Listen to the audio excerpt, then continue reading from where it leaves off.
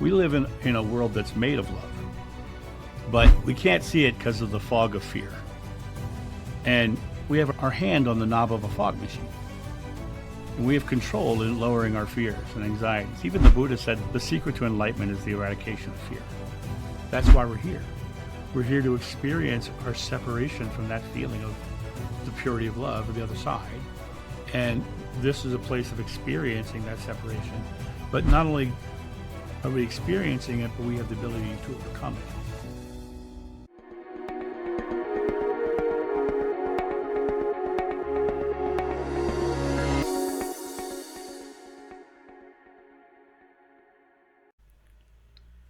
Hey, Guy here. Welcome to my podcast, of course. I've literally just got back from Brisbane and Ballina here in Australia, where we were running our introductory workshop. It was fantastic. So if you happen to be watching this, hello, how are you doing? Anyway, my epic guest today is John Davis. And wow, this will certainly leave you pondering on many things. It's a very deep spiritual conversation, and he's got quite a journey. I must admit, I didn't know a huge amount about it, but I've seen John pop up on his own YouTube channel here and there across it. And it was really lovely to connect with him, talk about a collapsing of the ego of oneself, and yeah, spiritual awakenings, past life remembrance. It's all in there. Some of the things he shares is pretty profound. So I invite you to listen in with an open heart, and be sure to let me know what you think about this conversation in the comments below. Yeah, like I said, I like John. He's a great guy and he speaks very wisely.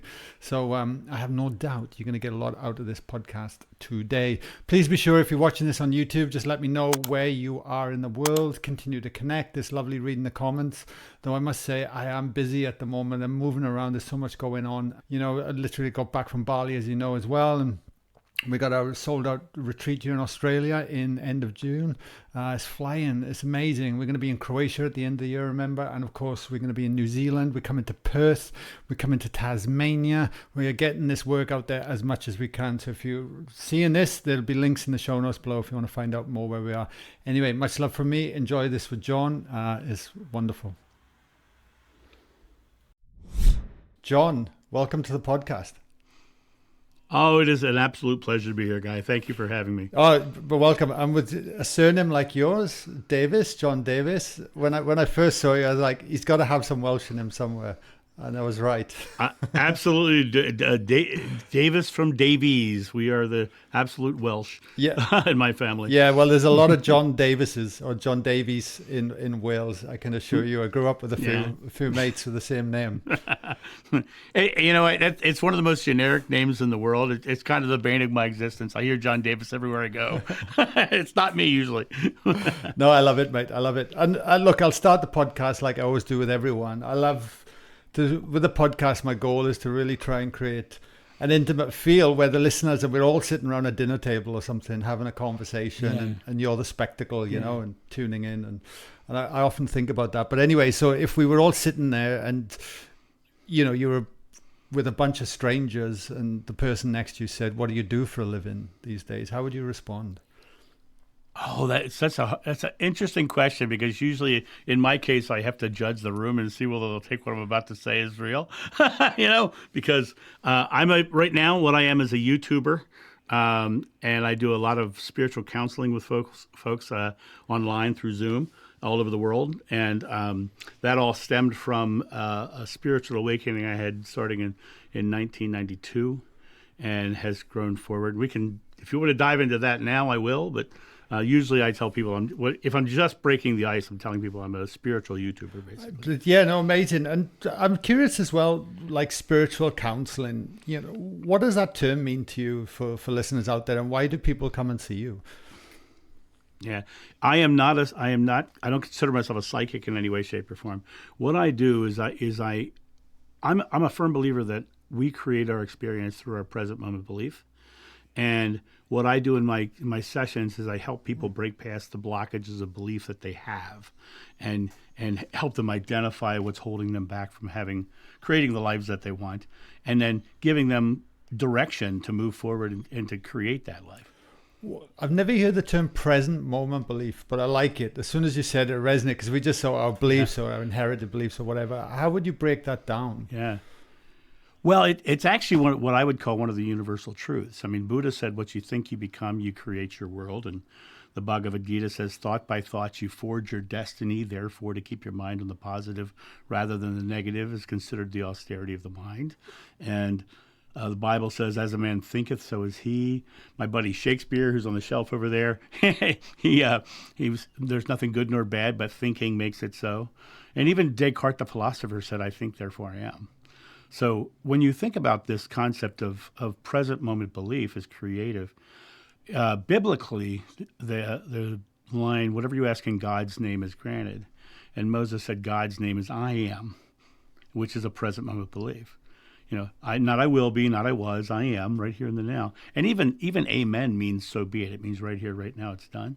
So it's got to be present moment. And all of the texts talk about how your belief is the creative element of the universe. Even Einstein, he said the imagination is the preview of life's coming attractions. Mm-hmm. So it really comes back to helping people find their present moment belief. But the problem is most people's belief is not present moment.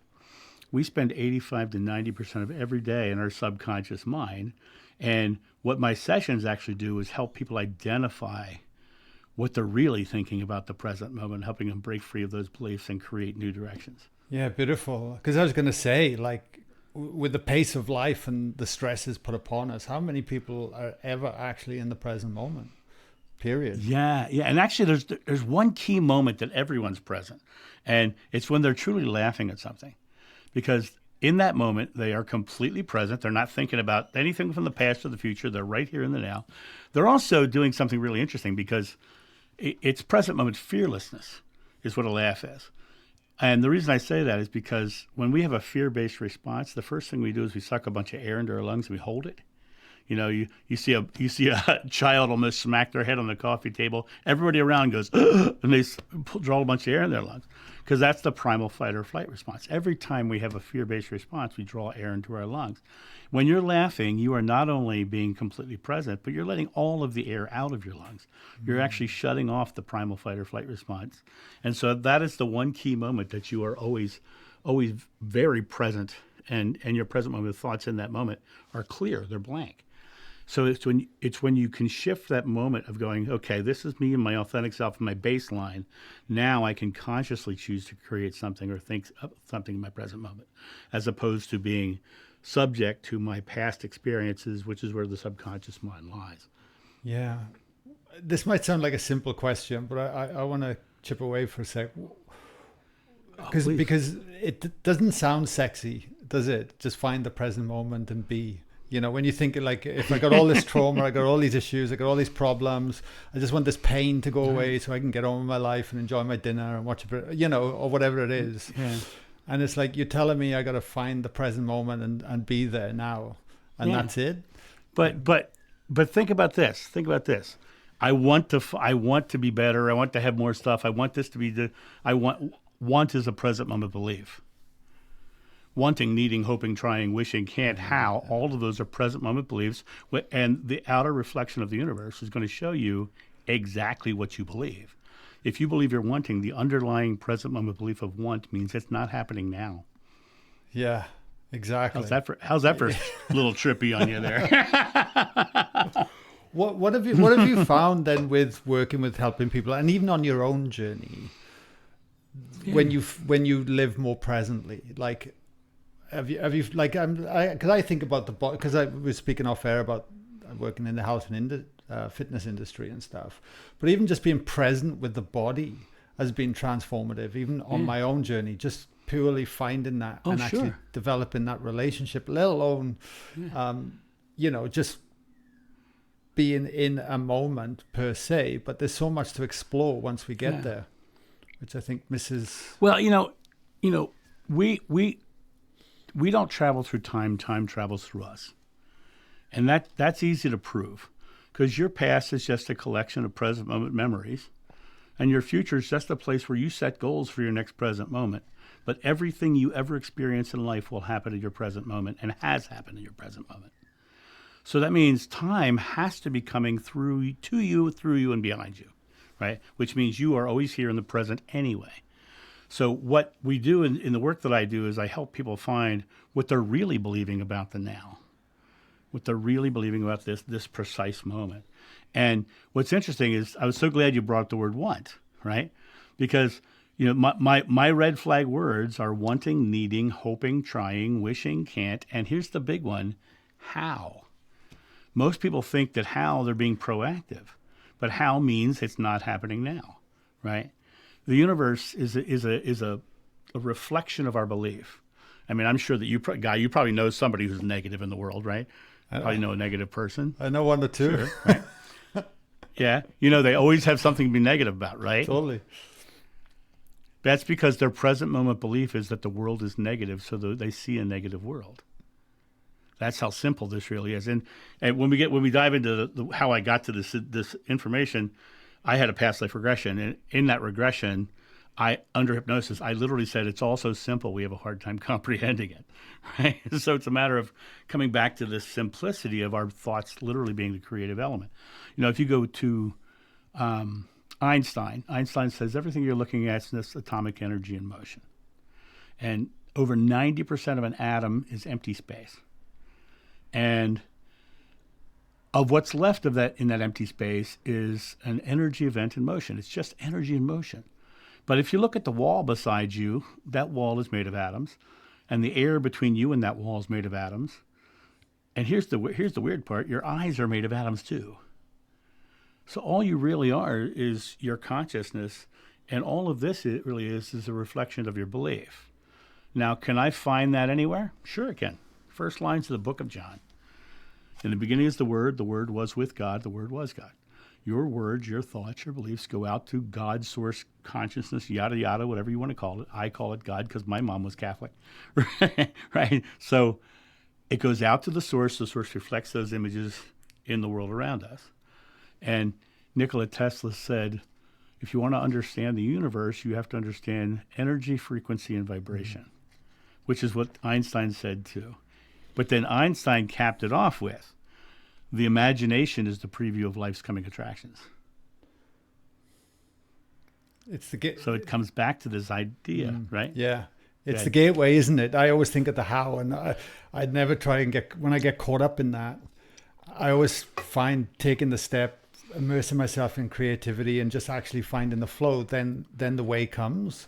But how often do we just sit in the sideline and wait? Yeah. Well, there's this schism that most people in the world have, and it's the schism of, are we divine, or is there a divine entity external that we're subjugated to, and what's interesting is if your present moment belief is creating, then you are the pinpoint of creation itself.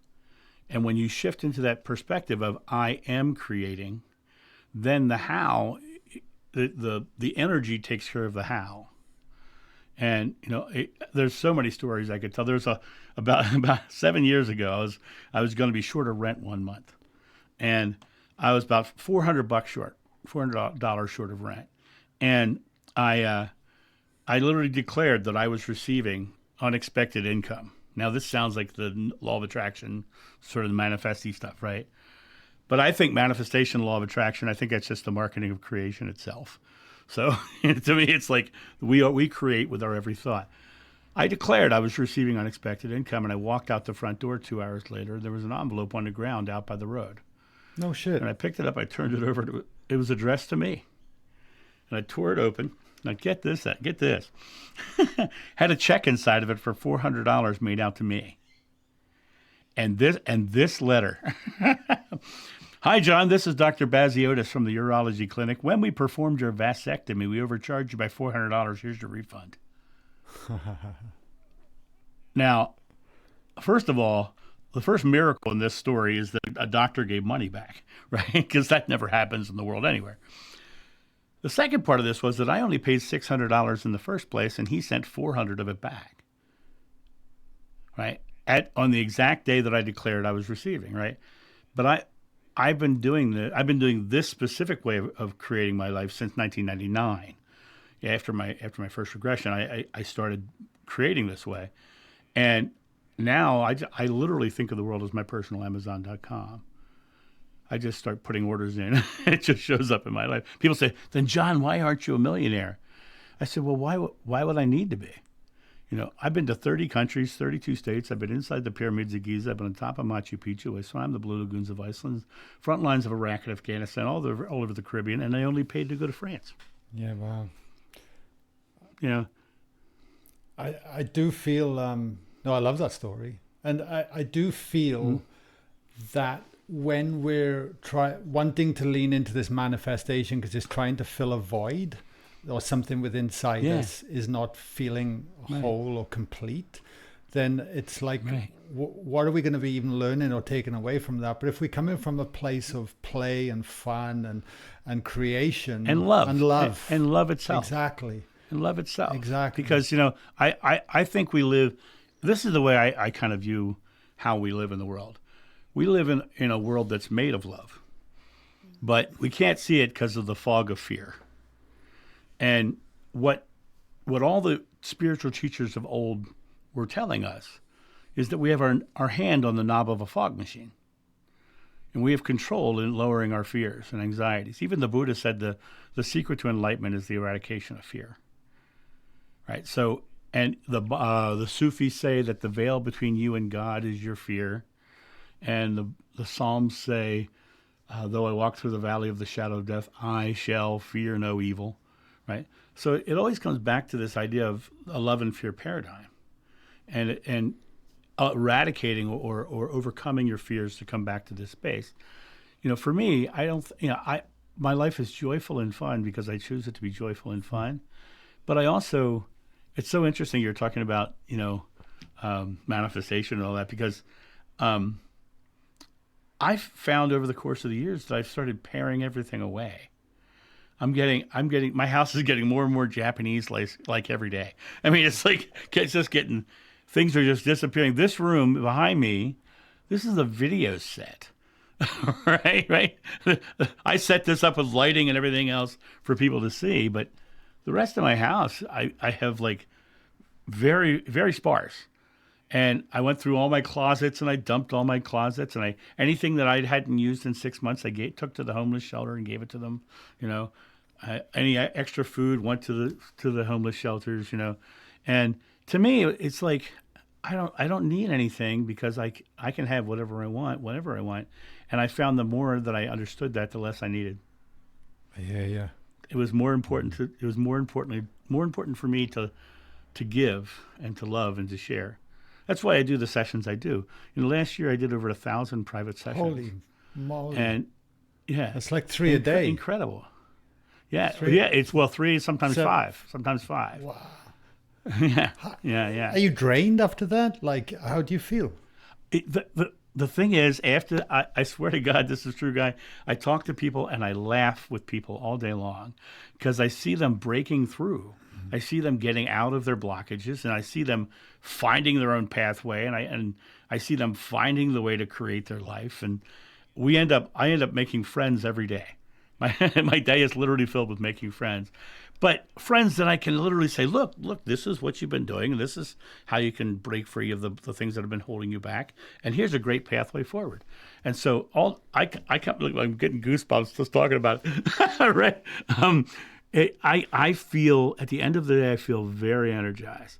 Well, the only thing that doesn't feel energized at the end of the day is my voice gets worn out after a while. Not bad. Because I end up talking for 5 hours, 6 hours a day, but I still love it. I love everything I do. Yeah, no, good on you, mate. Good on you. So I'm curious to tap into a little bit of how you wound up here then, because again, we spoke off there though, because you were talking about stunt coordination, fighting scenes, and something about traveling around the world with swords. I'm like, you've got an interesting background and journey, man. and then you're awakening in 92. That's a while back. You've been working with this power for a while, or becoming aware. Time. And I really stepped into it in 99. 92 was when I had my first real awakening, but 99 was when I really started working. Wow. So started really helping people. So were you So I don't know even where to start. Let's just go to 92 then. So what happened? Okay, Were you aware so of spirituality and religion at this point? You well, mentioned Catholic. you're gonna laugh about the way this worked out. My mom had her master's degree in liturgy. She was head of liturgical doctrine at our Catholic church. Now, what that means is that when the priest wants to do a sermon, he had to pass it by my mom before he could say it in the church. So we were Catholics. We were like very Catholic. But my mom, who I don't know, you can't see her picture behind me. There's a picture over this side that has a green light behind it. My mom gave me the green light when I was 18, and this is long back in the 80s, 82. She said, John, spirituality is a personal journey. Go find what you believe. And the first thing I did was I said, I'm sleeping in on Sundays, right? And I stopped going to church, and I became an atheist. And within about a year of being an atheist, I discovered that when you have no belief, you're subject to the news cycle, and that's a depressing way to live. And so I was like literally subject to the news cycle. After a course of time, I kind of shifted to being an agnostic. I knew there was something, I just didn't know what it was. But then I started doing Renaissance festivals. Now, for anybody overseas, that's where we Americans pretend we're English, right? And we just live the day of Elizabeth I or Henry VIII or something like that. And I absolutely loved that, performing at Renaissance festivals. And I put together a comedy sword fighting show called Hack and Slash. And we were, small group, we did like local fairs or whatever. And then our first show on the road, we were doing a show in New Orleans. And I was working in Maryland at a regular job and flying to New Orleans on the weekends to do the show. And I flew down the first weekend, and it was frigid cold, which in New Orleans, it's usually not a cold place. It's right down by the Gulf of Mexico. It's usually fairly warm. And it was 30 degrees at night, 30 degrees Fahrenheit at night. Wow. And it was very tough because I was sleeping in a tent. I was flying in, staying in a tent, and flying out. So I flew down, freezing all night in that tent. Next week I came around and I kept looking at the weather, and they said it's going to be great weather this weekend. I flew in. Oh, hang on. But before I flew in, during that week I saw there's a television show here we have in America called 60 Minutes, and they had shown a clip of Buddhist monks going into a freezer, and they laid wet towels on them. And they were able to warm their bodies up in the freezer under wet towels, and which was amazing. They came out at 98.6. The towels were actually warmer than they were, which was amazing. So now I fly to New Orleans the next weekend, and it wasn't warm. It was cold again. And I'm lying in that tent. I'm gonna warm my body up. This is 1992. I'm gonna warm my body up. And I started just focusing all my attention on my feet, just focusing my attention on my feet. And my feet got warm because I was literally declaring, my feet are getting warm. My feet are getting warm. My feet got warm. I said, I am bringing that heat up my legs, shins, knees, thighs. And I slowly, over the course of time, brought this heat up my body, came all the way up to my chest, and it wouldn't go any higher. And then I was like kind of going, trying to force it out, trying to force it up, right? And what happened was suddenly I felt this calm come over top of me, and I heard a thought. That's the best way I can describe it. A thought popped into my head. It said, relax into it. And I just simply exhaled. And suddenly I was in, all I could see was pure whiteness. And I could feel heat, energy flying to and from me. I could hear thoughts. I could hear people. I could hear, everything around me. I was one with everything around me entirely. And I was having this massive experience. And the next thing I know, I was waking up the next morning. And I come out of it, and I'm like, what the hell was that? What was that? And I go to my comedy partner, and I tell him, I said, last night I had this experience. He says, oh, my God, you awakened your Kundalini. He said, I've been trying to do that for years. Well, he'd been trying through transcendental meditation.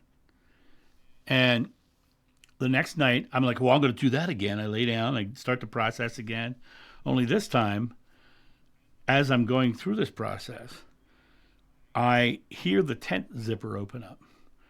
And I open my eyes and I watch my comedy partner step into the tent. He stepped over top of me, over to where he was sleeping on the other side of the tent. And I watched him go over there. And as soon as I opened my eyes, all I could hear was, home. And I'm like, I see him go over there. And this time I got startled. And I snapped out of it. And I said, Spencer, I just saw you step into the tent. And he says, and I looked at my own face. Because I'd actually looked down at my own face. And he says, oh, you're out of body. He says, oh my God. So I had the Kundalini the first night, then I had out of body the next night. And then for the next 3 weeks, every time I'd lay down, poof, I'd go back to that white Kundalini space. And every time I'd lay down to go to bed, that would happen again and again and again and again. Then I started seeing all kinds of things like, you always talk about auras or whatever. I've never seen a colored aura in my life, but I started seeing the world granularly. I started to see grain, which is kind of a weird way to say it. I look at the wall. This is a gray painted wall behind my camera here. And when I look at that wall, I see trillions of dots in motion. I've seen it ever since 92 that way. My eyes have just worked that way. And so what happened after that was, if you really want to get into the meat and bones of what took me, go ahead, please. A couple of questions first, because I'm intrigued, because I spent a week with Wim Hof like 10 years ago. And on my different exploring my own awakening. Fascinating. Yeah, I would love to meet him. No, he's a character, but like after my own awakening, I was exploring different modalities, and then I kind of lent into the cold therapy and Wim and that. So when you were imagining the heat coming up and that, were you doing any particular breathing at the time, or was it purely just awareness? Nope. You were just there in the cold. I love that you asked that. I love that you asked that question, because I was purely 100% present in the I am. Mm-hmm. I am warming my feet. I am warming my shins. And then when I finally got to the chest and it wouldn't go any higher, and I heard that thought relax into it. What was the thing that happened? I naturally exhaled. It was that one exhale where I released the resistance in my body. People ask me about meditation all the time. And I've studied in India, I've studied in Egypt, I've studied all over the world with major people who do teach meditation. Found out, for me personally, all of them led to one place. It was the one place where I finally let go of the method, modality, or technique, and I just went and went there. So now I get up in the morning, I come out, I walk into my front room, which I call my love room, because it's dedicated to just being in that space. And I go and I sit in a chair and I go, and I bypass the method, and 40 minutes later I come out of it. And I do that every morning and every evening. And what's interesting is I got goosebumps earlier talking to you about something, but if I can go to that space of the laughter we talked about earlier, that's the space I go to every morning and every evening. And I find it, the gateway to that is right at the bottom of every breath. So I go, and the goosebumps rise on my arm and the hairs stand up and all that happens because I'm feeling this just beautiful sensation of love that's just encompassed me. And rather than try to think of a method, a modality, a technique, in for 7, out for 8, all that stuff, I turn off my mind and I just go to that place of fearlessness and that pure state of love. And for me, when I do that, I come out of it. I'm just so calm. My world's smoothed out. Everything in my world smoothed out when I started doing that as a daily practice. But I don't just do it there. If I go out to the grocery store, before I go into the store, I exhale. And I walk to the store and I watch people turn and smile at me because I'm being that resonance. No, I hear you. So what happened then? Thanks for clarifying that. So you said you were having lent into these experiences more and more for about 3 weeks. You said, I believe. Then what happened? Yeah, well, for for 3 weeks, I was spontaneously laying down and having that same pure Right. energy flying in all directions experience, which was just insane. I got really good at getting out of body, and I just started doing that. That eventually, Did that the freak you out? realization that, oh, the first time, yeah. The first time it really freaked me out, and I snapped back into my body. I was all freaked out, right? Second time, I was like, well, this is okay. This is okay. And then I just started doing it. It's just I go to bed every night before sleep. It was my nightly practice to just get out of my body. And I'll tell you something that happened to me very recently. Every night when I go to bed, I lay down, and when you first lay down, you're very aware of the room you're in. You know, you're very consciously aware of the room you're in. I consciously put myself inside my body, so I'm looking at the back of my eyelids. So I lay down, and I realize that the blackness that I see is the back of my eyelids. And suddenly I feel disconnected from the body like that way. And I'm there, and I start to see these amorphous lights. And by the way, I've never done drugs in my life, and I don't drink. So, I start to see these amorphous lights, but every time I try to focus my consciousness on it, they would just kind of move out of the way. And then one night, about a year ago, I was going into bed, laying down, and I'm like, looking at the back of my eyelids, and these things come in, and then that thought voice comes in and says, "There are no eyelids." My consciousness in the present was connected to the physical body, but the body itself is an illusion of belief around me. And I was still connecting to the body. And when I released that, then I went into this, I was able to go, not only grab these colors, but move into them and have it. It sounds so trippy and so strange, but it was so empowering to me. And then my dream states became much more lucid. I became more clear. And I'm still, every day is a growth process for everybody in the world, for me too. And so, but these experiences have been so affirming because I come out of them feeling this purity of that love space, and then I just go out in the world and I just do my best to treat everybody that way. And I really look at the world as an opportunity to help people alleviate their fears. Totally. Yeah. And that's kind of the way I go about it. That's why I'm constantly talking to people about what's going on in your life, because I'm just listening to their words. I'm hearing what they're saying about their present moment, and when they're declaring what they're saying about their present moment, they're literally telling you their fears. Because being here in the physical is an exploration of love by feeling the illusion of its absence, which is fear. In my belief. Here's another thing. I never ask anyone to take what I believe as their own. I think that spirituality truly is a personal journey, and each person must find their own way. For me, the more I stripped away and the simpler it became, the more clear it became for me. But that doesn't mean that's the same for everybody. But I think, as the Bible says, there's in my Father's house there are many mansions. I know people who are very deeply into the law of one material from the 1980s. Right. And it doesn't ring true to me because it's far too complex, because I like the simplicity of it. But I know beautiful people who are very into that. Mm-hmm. And if they're loving, I think they found their pathway. I think they found their way. I was going to say that, isn't it? If they're a loving, kind being, then great. Yeah. Doesn't really matter. Yeah. How you get even there. Even the book of Matthew. Book of Matthew says you'll know them by their fruit, right? And it's interesting. My story often puts me in conflict with the Christian faith because of my own spiritual awakening, which came after this. Oh, right. After what we've already talked about. It's but I've never had a Buddhist give me a harsh word, a Hindu give me a harsh word, a Baha'i give me a harsh word, a Wicca give me a harsh word, or even an atheist give me a harsh word. But I do get called the Antichrist on a regular basis by Christians. So yeah, it's sad.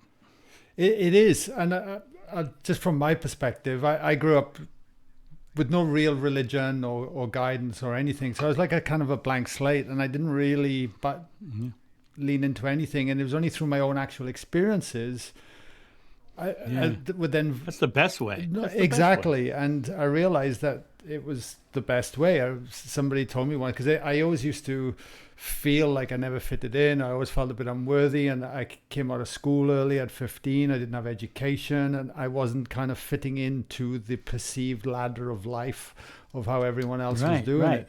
And this lady sat me down once, very very beautiful spiritual lady, and said, my God, that's your greatest gift.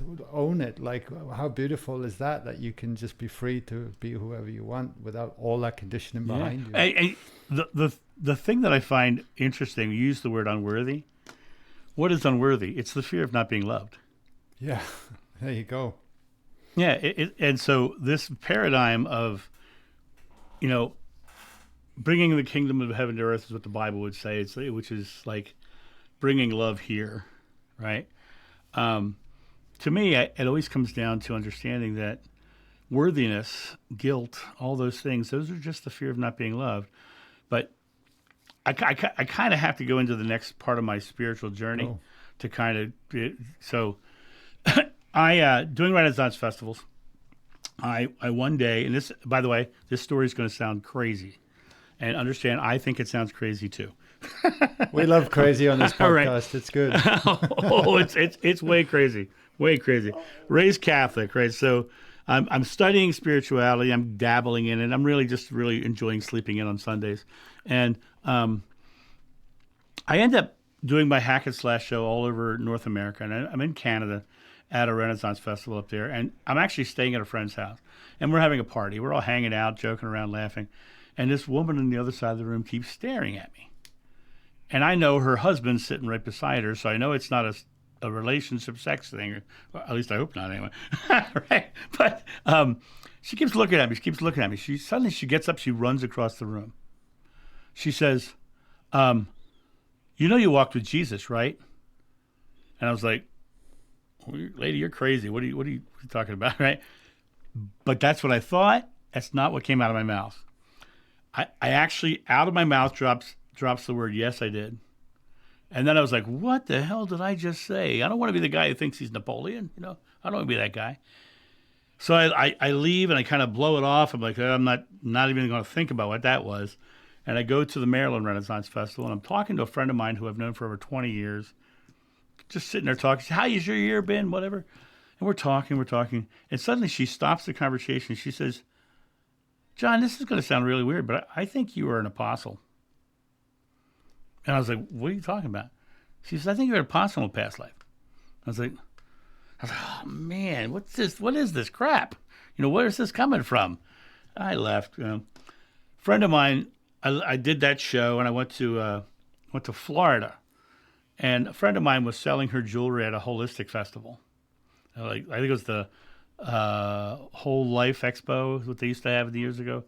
And she was selling her jewelry there, so I went to go visit her. And I'm walking past her booth, to her booth, and I'm walking past the row of readers. And I wasn't a reader person. I'd never had psychic readings or any of that stuff. This lady stops a reading. She runs out. She grabs me by the arm. And she says, you were John the Beloved, right? And I was like, oh, man, what is this crap? To make a long story really short, I had 19 people walk up to me like that. 19. And tell me that exact thing. 19 of them. And I was still like, this is just, pardon my French, batshit crazy. Because we all know French people cuss like crazy. Right? And I was like, no. I was like, I'm done. No more psychics. You can't. And I literally put it out to the universe. I said, if you want me to know something, you bring me a direct thing, something directly to me. And a buddy of mine, about an hour later, comes in and he hands me a book. And it was called Edgar Cayce on the Millennium. You know who Edgar Cayce is? Yeah, I've heard of him, yeah. 1930s, 40s. Another psychic, which is like, ugh, right? So this book is called Edgar Cayce of the Millennium. I wasn't a prophecy guy or a prediction guy. It wasn't something I was into. But this guy said, read the book. So I'm reading the book. I get to page 32. It says, John the Beloved will again be named John in this book. And I'm like, another psychic. I don't want another psychic. So I went and I had a past life regression with a certified doctor of hypnotherapy in Washington, D.C. And I remembered that life. I actually, under regression, remembered not only meeting Jeshua ben Joseph, that I painted that picture 6 months after the regression so that Yeah, I would right. not forget his look. Not only meeting him, but walking up to there was a crowd, and there was walking up to the crowd, I could feel him. I could feel his love. And you hear in my regression, you hear me going, "Oh my God, you can feel him! Oh my God, you could feel him!" And I walk into the crowd. Now this is after all the Kundalini rising and all I was that going to stuff, ask you right? the question. I'm trying to get on the timeline. So this all came after. Yeah, yes. This is 1999. Okay. That was 1992. Oh, a Okay. while after. So Yeah. now we're not. Okay. Yeah. So what happens in the regression? He looks at me, smiles like he's known me my whole life, walks over, raises his hand up, lays it on my chest, and John of old had the experience I had in the tent. He went to that pure bliss of white space and feeling all that. And in my regression, I witnessed all that. And you hear me in my regression. If you go on my YouTube channel, John of New, there's a video on there called 2 Moments from My Regression. And you hear the moment I meet him. And then if you're a sensitive person, the second moment you hear is me witnessing him being crucified. Oh. So you'll hear me screaming and yelling and crying, and it's a very emotional scene. If you're sensitive to that kind of thing, I'm just warning you ahead of time. So I go there. I have this physical experience of witnessing John of old. By the way, I'm John Davis. I am not John of old. I'm only conscious now, so this is the only John that I am in my mind. I witnessed him have that experience, and finally the regressionist says, "Let's go to the next most important moment." And the next most important moment was literally feeling all my fears and my anxieties and my stresses. And when I started feeling all my fears and anxieties and stresses, I came to the full understanding that that's why we're here. We're here to experience our separation from that feeling of the purity of love of the other side. And this is a place of experiencing that separation. But not only are we experiencing it, but we have the ability to overcome it. And, the secret to enlightenment is the eradication of fear. And so it was during that process where I literally said, it's so simple, we have a hard time comprehending it. And so now what I do is I do these private sessions helping people break free of their fears and anxieties. And I've put up over 1,800 videos in the past 3 years on my channel. Wow. So, yeah. I'm driven. I'm driven to get this message of simplicity. What did you do with that when you had that experience then? Because it is a crazy story, right? Like, especially 19 people are coming up, then you're in regression, and then, Honest to God, guy, I did my best to avoid it. I didn't want to do it. I didn't have any desire to be that guy. Like I said, I didn't want to be the guy who thought he was Napoleon, right? I'd have that be a famous person from the past, I didn't want that. I wanted to be a comedy sword fighter. At that time, I was already doing stunt work, and I was already doing sword fights and working with fight directors, and which is very not apostle-like if you think about it. I'm doing sword fights, right? But it was a crazy time for me. It took a long time for me to finally say, okay, I'm going to put it out. And I put it out, and I ended up within 3 weeks of me putting it out. This is back in the 90s. 90s into the 2000s. Within 3 weeks of me telling the world about it, I had the ARE contact me to come speak. That's the Association for Research and Enlightenment. That's actually the Edgar Cayce Foundation in Virginia Beach. The ARE, I spoke all over Unity churches, North America, metaphysical centers, holistic centers. I was speaking all over. And I was having these private sessions, and I was watching people empower their lives just by helping them break free. And then the next thing that happened was I'd go back to, like 3 years later, I'd go back to the same place, and the same people would come back with the same problems. And I realized they weren't paying attention to me and what I was teaching them and helping them break free from. They were more interested in talking to the guy who was an apostle in a past life. And so I actually took the information. I left spiritual work altogether, and I went into the corporate speaking business, teaching the exact same thing just with a different vocabulary, and it was very successful for many years. But when COVID hit, I came back to my authentic self because I felt like I was lying. I was going to say, why did you feel like, because it's a big deal to share that, right? Isn't it? Obviously, Yeah. like it's a very personal thing, experiences, and you can put yourself up there to be subject to all sorts of thoughts and criticism from all beliefs and, out there, Right. ultimately at the end of the day. Well, and like I said earlier, it's only the Christians who ever give me any grief. Okay. And they call me a blasphemer. They call me a heretic. They call me the Antichrist. They literally, I'm going to burn in hell. But for every one of those, I get 5 or 6. For every one of those, I get 500, not 5 or 6, 500 emails, probably every day or so, for people telling me how much the videos have changed their life, how much the private sessions have changed their life. So I feel like I'm doing more work than good. And here's the key. If here's love and here's fear, here's neutral, right? Here's annoyed and here's amused, right? The negative feelings on this side are from fear. The positive things are from this side from love. So if they're coming at me and calling me names, that's because they're in fear. Of course. And so I can recognize their fear. And then what did Socrates say? He said, when the debate is lost, slander becomes the tool of the loser. Right? So it's like they're just calling me names, which is the definition of slander. So I'm challenging their belief. So a question that's coming for me, because I think about my experiences I've had on my journey, and continue to dive in, or the wonder just becomes more wondrous the more you lean in, right? Yeah. Yes, absolutely. And it's like those experiences are my own. Nobody could take them away from me, and right. It blows my mind, and I think, wow. And I can look at my old self and go, really feel him and the pains he was in at that moment, and kind of that, is the caterpillar becoming the butterfly, almost, to use a metaphor. Yeah. But I do wonder, like, I guess the question I'm trying to articulate in my mind, how much, because you had all your Kundalini experiences, you've had that connection with divine, you started going out of body, so you've had these very tangible experiences.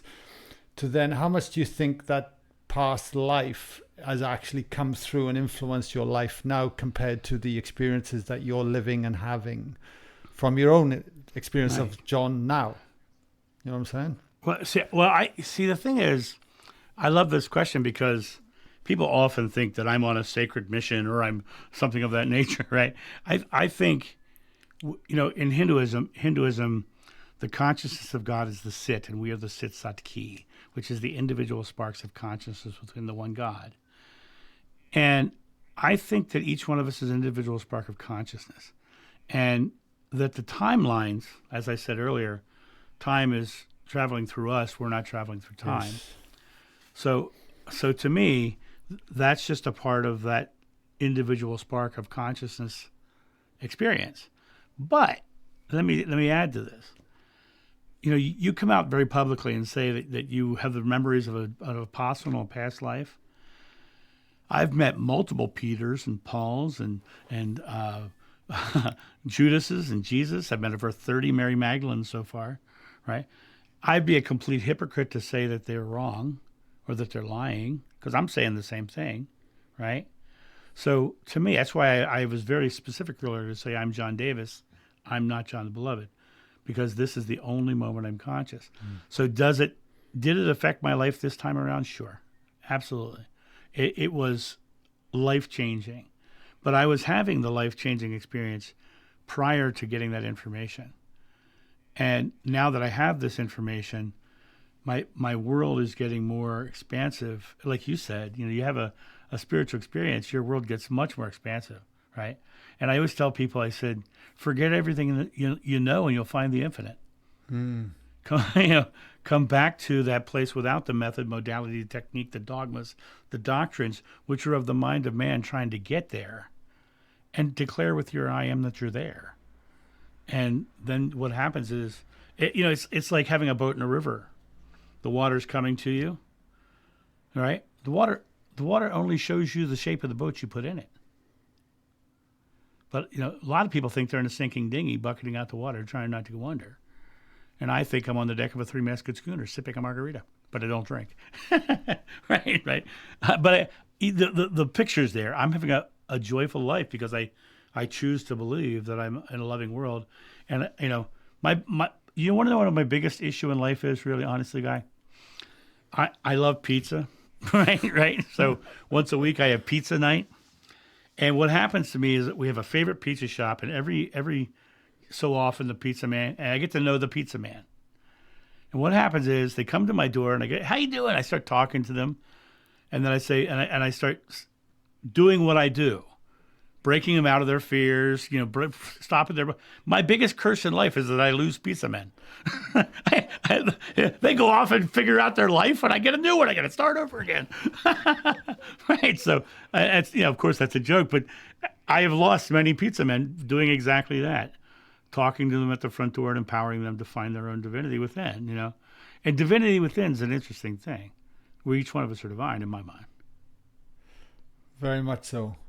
I had just going off on just humor me with this question, John. Like I'm thinking because I am an open book, my friend. I promise you. Because I think of quantum physics and the different conversations I've had out there and parallel lives, and like I've had people come on here read my readings that I'm living a parallel life, infinity, and they can tune into this guy over here, or that, or whatever it might be like. Mm-hmm. And I always think, when we hold two mirrors up at each other, is that infinite reflection that just goes on for eternity. Yeah.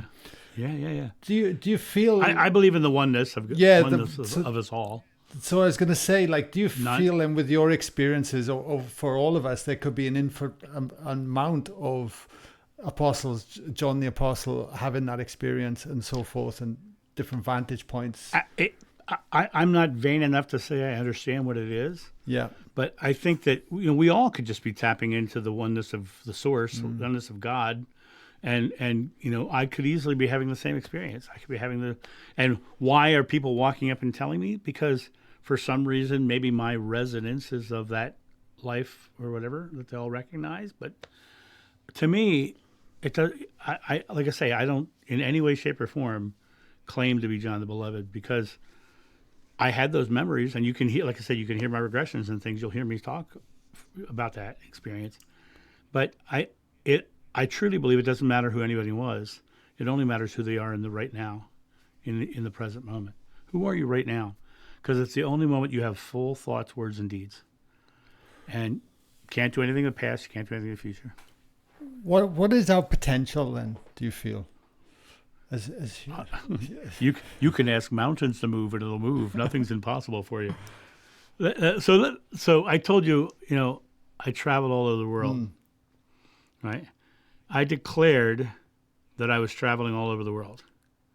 I actually declared I was receiving world travel. 2 hours later, I was invited to do USO shows entertaining soldiers all over the world. Right? 2 hours later. We are the pinpoint of creation itself. And you have to understand that we're sitting at, in life, everyone that we're interacting with is the pinpoint of creation of their life. That's why negative people see a negative world, and they could be sitting at the same table with me as I'm seeing a positive one, right? Because we each are creating our experience, or the concept perception is reality. I went to lunch one time with a guy.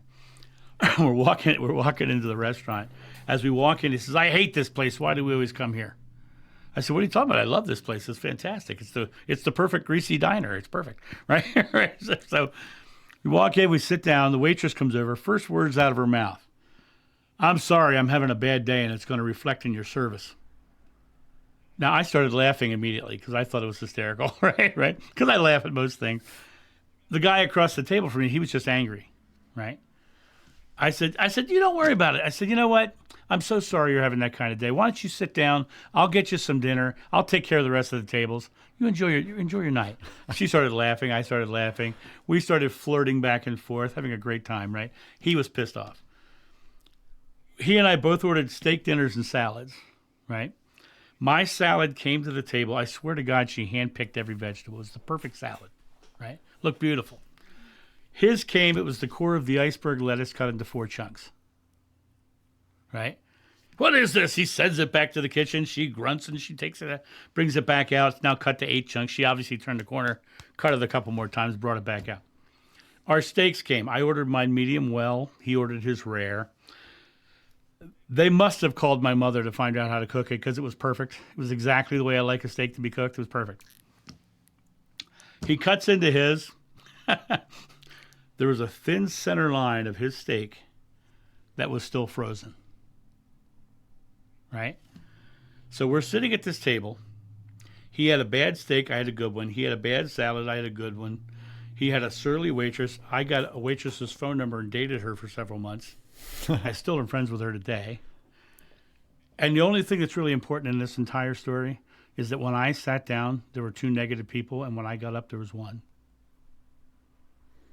Leave a positive wake behind you in the world. Be the love so they can see the love. Express the love so the love can be expressed. And so I couldn't change him, and I knew I couldn't change him because I knew him. I knew he was a surly guy. But the second she offered me that, I'm having a bad day and it's going to reflect in my service, I knew I could change her perspective. I knew I could change her and get her happy and joyful and change her life in that moment. So that's what you do. You just be the love in the world. Be the love of the world, and everything else takes care of itself from there on in. Yeah, exactly. I tell people say, John, what do you want your legacy to be? I said, honest to God, I would like my legacy to be like, I'm the captain of a boat and I'm leaving a positive wake behind me, but nobody remembers who captained the boat. I just want the world to be better because I was here. That's all I care about. I don't need fame. I don't need glory. I don't use fear-based marketing to get people to watch my videos. And I point out fear-based marketing, so don't succumb to the fears. Yeah. Because I think it's important that we create a loving world and live loving. But a lot of people right now are just doing the fear-based marketing because it gets them more clicks and more ad revenue. I hear you. You do you have a book or anything like that? Is there one in the cards? I have a book that is out called Signs Along the Path. That's on my website, johnofnew.com. I have another one coming out called Exhale. It's Finding Inner Peace in a Mad World. That's what the subtitle is. It's going to be out in the next month. And then I have another book coming out in about 6 months. It's at Editors Now. And it's called The Recovering Catholic's Guide to Spirituality. Right? But yeah, so right now I only have Signs Along the Path out. I do have meditations and things of that line that are available. If you go to my website, you can find out all that stuff. And I want to make sure, while we're talking about what I am offering, I also want to offer your audience a $50 discount on my private sessions. And I'll provide a link for you if you want to share it with them. And absolutely. Whatever, yeah. So, and basically, the link will take you to a page, and there's a video that says exactly what my sessions are. And so it'll tell you flat out that, I don't consider myself a psychic. I'm not new age. I'm not old age. I'm present age, and I'm here to break you in this out of your blockages in the present age, and get you out of your velvet cage so you can open the door and fly. Anyway, what else you want to talk about, Guy? I'm all. No, in. it's beautiful, man. No, it's beautiful. I'll wrap up the podcast soon anyway, John. But I was going to ask you, are there any questions you wish I had asked you today that I hadn't even touched upon? Because I get the feeling I'm scratching the surface with you and the wisdom in there with you, Well, if I could leave a message for the audience, and I don't know about a question I would ask, but if I was going to leave a message for the audience, I would say, you are the creator of your experience, and when you exhale, just simply exhale, right there at the bottom of the breath is a small feeling, and that small feeling is the gateway to the infinite.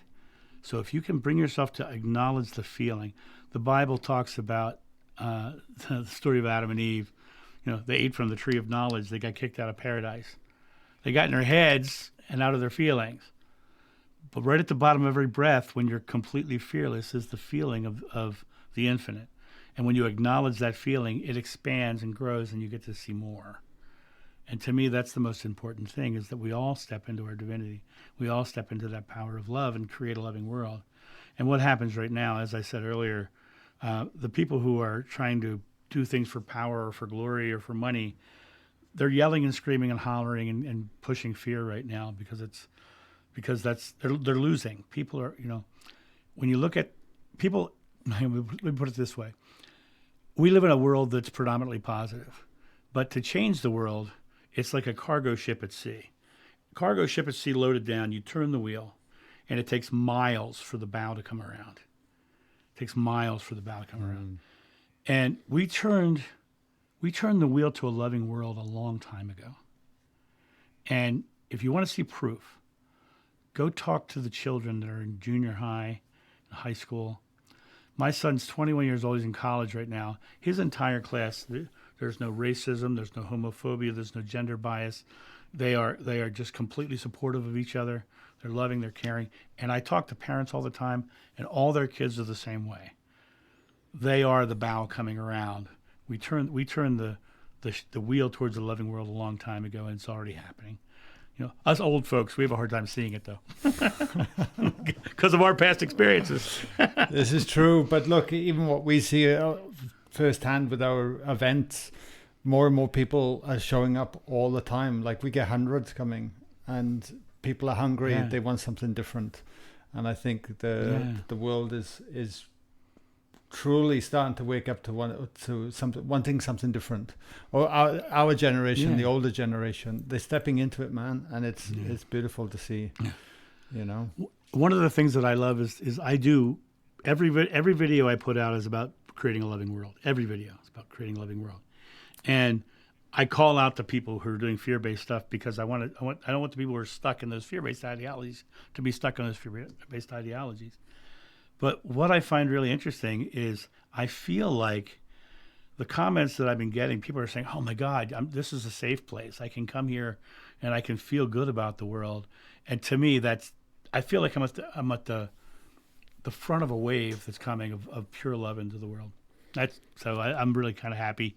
I love what I do. So yeah, no, John, look, it's been an absolute pleasure meeting you, mate. You're a good man, and I really enjoyed our conversation. And I have no doubt, me too, guy. People, we here, especially here in Australia, because I get to meet so many people that listen to the podcast. There's a real nice tight relationship with many of the listeners, so they'll get a lot out of it, mate. Do you want to hear something really interesting, guy? Before we go, Please. I know we got to go. Yeah, that's right.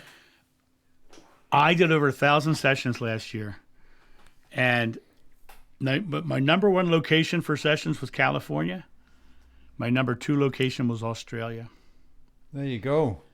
I think Australia's got something big going on right now spiritually. I think people are waking up down there, because Californians, they're all about all this stuff, but boy, do I talk to a lot of Australians. Yeah. So that's great. That's fantastic, mate. Well, I'm sure you'll talk to a lot more after this podcast goes live anyway. But, mate. Well, I'll look forward to that. Blessings to you, my man. Wonderful. Thank you so much for coming on, John. I thoroughly enjoyed it. Oh, thank you. It's an absolute pleasure. It's fun talking to you, guy. Thanks, John.